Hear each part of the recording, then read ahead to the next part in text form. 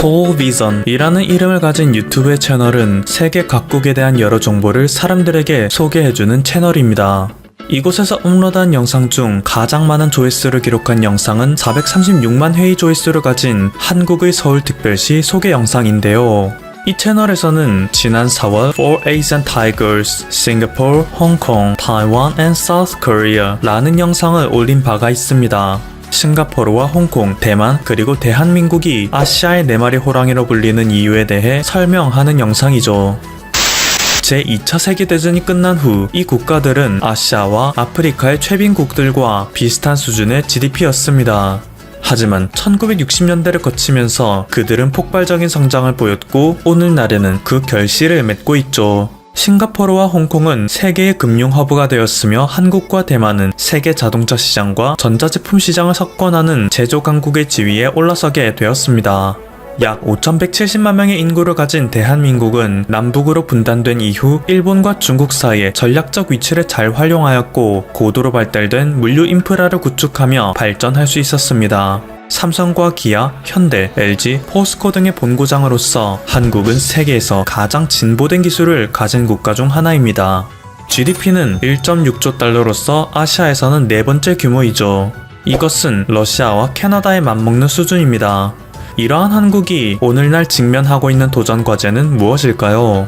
아무래도 북한이라는 예측 불가한 적과 국경을 맞대고 있는 것이 가장 큰 도전 과제라고 할 수 있겠죠. 그리고 학업에 대한 압박으로 대표되는 경쟁사회 분위기는 10만 명 중 22명이 스스로 목숨을 포기하는 한국 사회의 어두운 면을 이끌어내기도 합니다.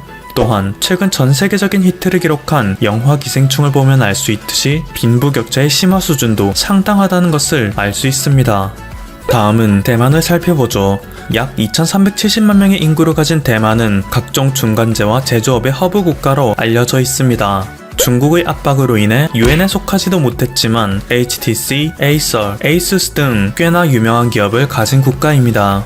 5,860억 달러 규모의 GDP를 자랑합니다. 이들이 지금 직면한 도전 과제는 무엇일까요? 뭐니 해도 가장 큰 것은 중국과의 정치적 분쟁이겠죠. 최근 WHO에서는 대만을 국가로 인정하는 것을 보류함으로써 여전히 그들은 중국의 일부에 불과하다는 입장을 보였습니다. 다음은 홍콩입니다. 약 740만 명의 인구를 가진 홍콩은 이 영상에서 언급되는 4개의 국가 중 가장 높은 자유도의 금융과 무역 수준을 보입니다. 한때 영국의 식민지였던 지역답게 각종 산업과 금융, 마케팅 분야에서 뛰어난 수준을 가졌으며 중국어 이외에도 영어를 공용어로 사용하여 국제무역에서 강력한 이점을 가지고 있죠.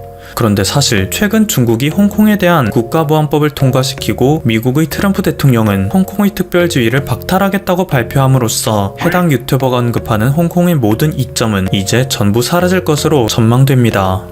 마지막 국가는 싱가포르입니다. 1959년 독립한 이후 싱가포르의 정부에서는 외국인 투자를 적극적으로 유치함으로써 경제 성장을 견인했습니다. 오늘날 싱가포르는 부유한 도시국가로서 꽤나 보수적이고 엄격한 법률을 갖고 있습니다. 그들의 정부는 세계에서 가장 높은 수준의 청렴도를 갖고 있다는 자부심을 보이기도 하죠. 게다가 낮은 세율과 취득하기 쉬운 비자는 싱가포르로 하여금 기업이 일하기 좋은 국가라 꼽히게끔 만들었습니다. 홍콩과 마찬가지로 싱가포르 역시 영어를 공용어로 사용하기에 기업의 글로벌 진출에 큰 도움을 주고 있습니다. 이러한 싱가포르가 직면한 도전 과제는 무엇일까요? 빈부격차가 심하고 땅덩이가 좁기에 주거 비용이 비쌉니다. 또한 세계에서 가장 낮은 수준의 언론 자유도를 보여줍니다. 2018년 통계에 따르면 싱가포르의 언론 자유도는 세계 152위에 위치하고 있는데요. 이것은 베네수엘라와 러시아를 뒤따르는 순위입니다. 자, 그럼 지금부터 4국가를 비교해봅시다. 우선 인구 증가율은 싱가포르 1.4%, 홍콩 0.83%, 한국 0.34%, 대만 0.28%입니다. 대만이 가장 낮네요. 다음, 한 달 평균 임금 수준은 싱가포르 3,369달러, 홍콩 2,806달러, 한국 2,348달러, 대만 1,539달러입니다. 이번에도 대만이 가장 낮군요. 다음은 도로 수준을 비교해봅시다. 싱가포르가 세계에서 가장 높은 수준을 보여주고 있는데요. 홍콩은 4위, 한국은 9위, 대만은 14위입니다. 이 국가들 모두가 미국, 독일보다 나은 수준이라는 것은 주목할 만합니다. 다음은 국가의 건축 기술력을 알 수 있는 최고 높이 건물을 알아봅시다.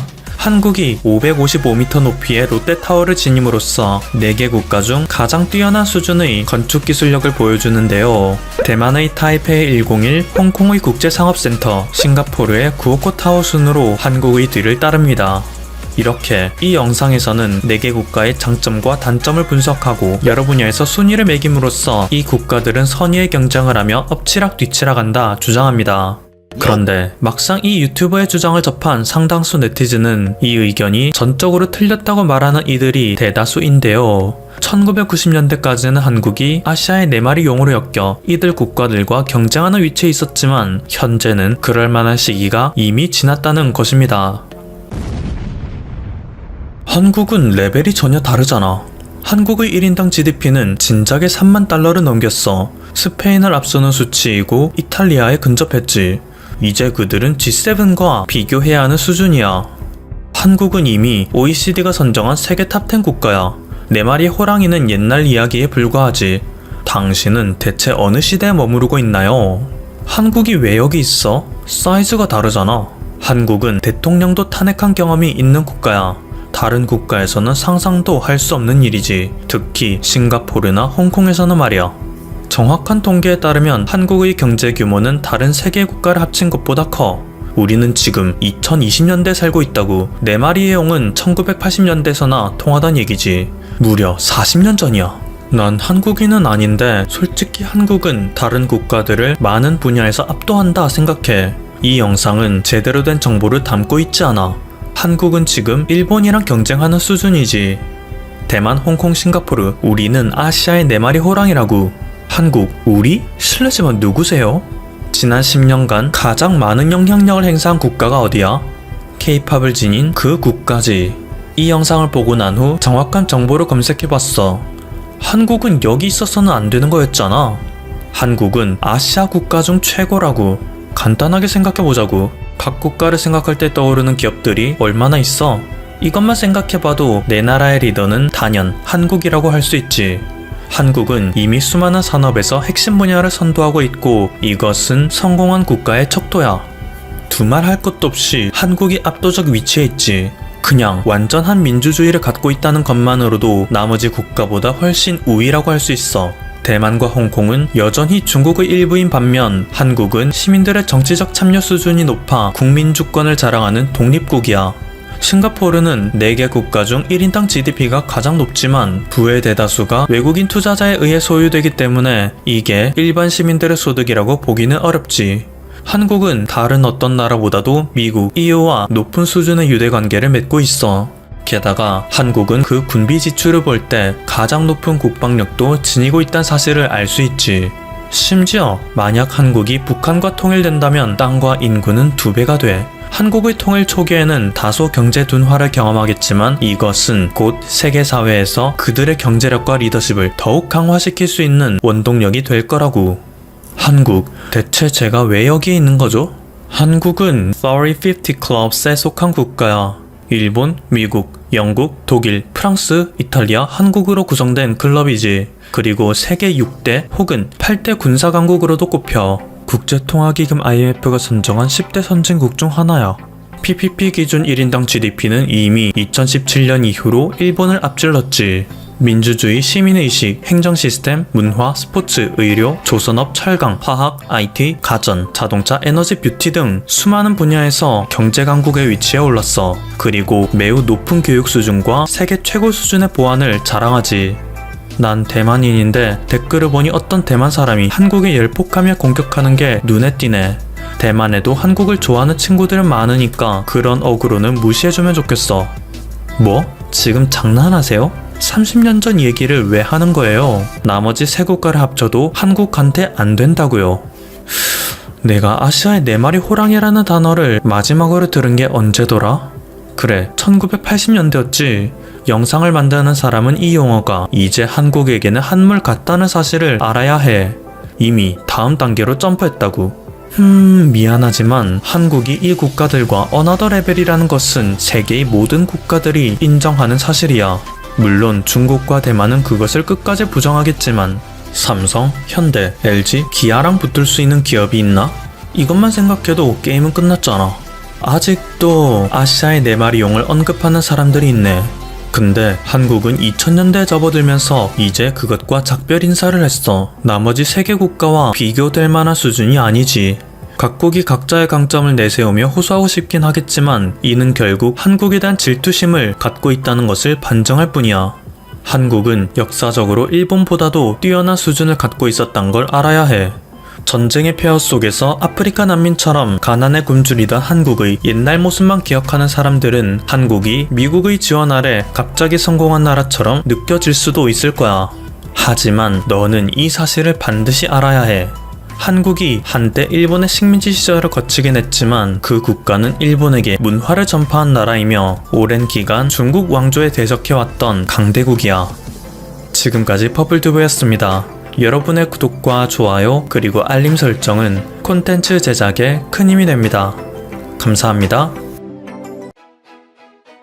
안녕하세요. 상식이 돈이 되는 지식스쿨입니다. 우리 대한민국을 대표하는 기업 삼성전자의 브랜드 가치가 사상 처음으로 세계 5위에 올라 IT 공룡기업의 면모를 보여줬습니다.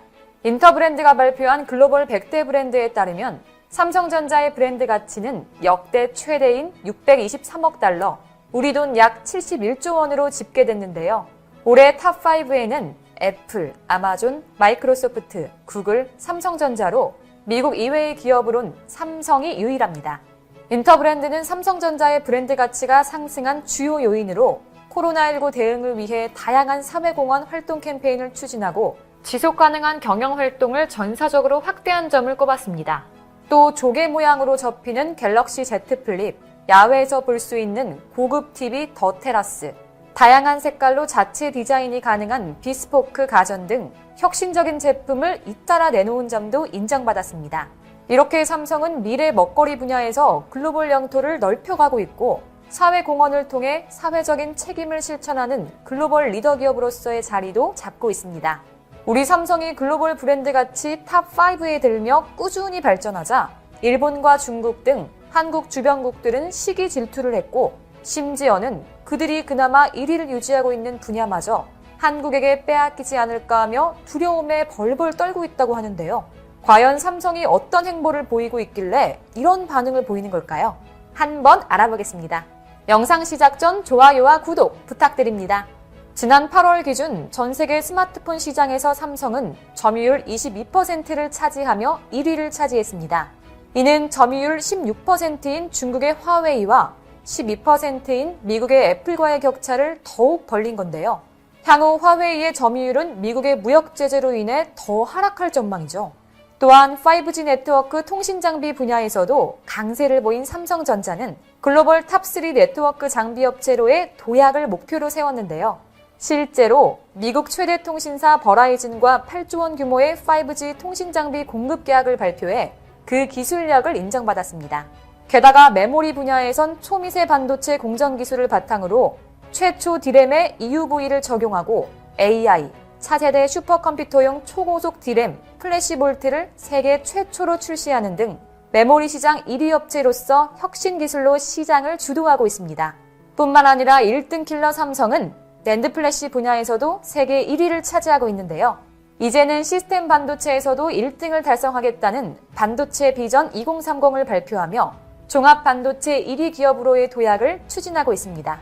특히 5G 통신이 상용화되고 자율주행 자동차와 빅데이터, AI 기술들이 발달하면서 고성능 시스템 반도체에 대한 수요가 늘고 있는데 이런 고성능 초미세 반도체를 생산할 수 있는 곳은 전 세계에서 대만의 TSMC와 삼성전자밖에 없습니다. 물론 현재 파운드리 1위는 TSMC지만 삼성은 앞선 기술력을 확보해 빠르게 1위 자리를 탈환할 계획입니다. 실제로 삼성의 기술력을 확인한 퀄컴과 엔비디아, IBM 등 세계적인 반도체 회사들은 TSMC가 아닌 초미세 회로를 구현할 수 있는 삼성전자 파운드리를 찾고 있죠. 이처럼 파운드리 분야에서 TSMC를 매섭게 따라잡고 있다면 이미지 센서 분야에선 1위 기업인 소니를 빠르게 추격하고 있습니다. 이미지 센서는 카메라 등을 통해 들어온 외부 이미지를 디지털 신호로 전환해주는 반도체로 삼성은 지난해 5월 세계 최초로 6,400만 화소 이미지 센서를 개발했고 이어 3개월 뒤 1억 800만 화소 제품을 출시하면서 1위 기업인 소니를 앞지르는 초격차 기술 경쟁력을 선보이고 있습니다. 삼성은 여기서 멈추지 않고 꾸준히 발전해 올 하반기 1억 5천만 화소 이상의 이미지 센서를 내놓으며 업계 1위인 소니 추격에 박차를 가할 것으로 보입니다. 2030년 시스템 반도체 1위를 목표로 하고 있는 삼성전자에게 4차 산업혁명의 눈으로 불리는 이미지 센서는 절대 놓칠 수 없는 사안인 만큼 코로나19에 따른 시장 불확실성에도 투자를 지속적으로 진행해 빠른 시일 안에 이미지 센서 분야에서 1위를 탈환할 것으로 보입니다. 한편 최근 차세대 이미지 센서로 각광받는 3D 비행시간 거리 측정 센서, 즉 TOF 센서 사업에도 속도를 내고 있죠. TOF 모듈을 장착하면 피사체를 향해 발사된 빛이 튕겨져 돌아오는 시간으로 거리를 계산해 공간 정보나 움직임, 사물을 입체적으로 빠르게 인식할 수 있습니다. 이 모듈은 생체 인증이나 AR, VR과 같은 분야에서 활용될 수 있기 때문에 업계에서는 차세대 이미지 센서로 인정을 받죠. 그동안은 사실상 시장을 소니가 독점하고 있지만 소니의 최대 고객사 중 하나인 화웨이가 미국의 제재로 스마트폰 시장에서 퇴출될 위기에 몰리면서 삼성 이상의 타격을 받을 걸로 예상되는데 이때가 삼성이 소니와의 격차를 빠르게 좁힐 적기라고 전문가들은 평가하고 있습니다. 그렇기 때문에 삼성이 D램 생산용 라인 일부를 이미지 센서 라인으로 전환해 빠르게 판을 뒤흔들고 있죠.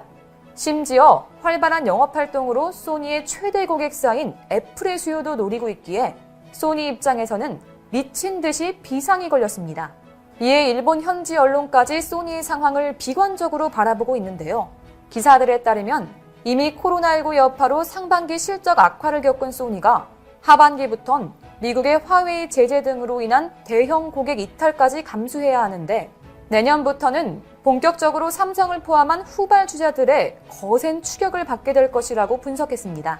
만약 삼성이 앞서 말한 파운드리 분야에서 TSMC를 꺾어 파운드리 1위까지 달성하고 이미지 센서에서도 소니를 꺾고 1위를 차지한다면 삼성전자는 세계 반도체 사업 역사상 전무후무한 기록을 세우게 되는 것이고 전문가들 역시 한국의 삼성이라면 가능하다고 얘기했죠. 심지어 소니는 전자제품, 특히 TV 시장마저 삼성에게 엄청난 기세로 밀리고 있습니다.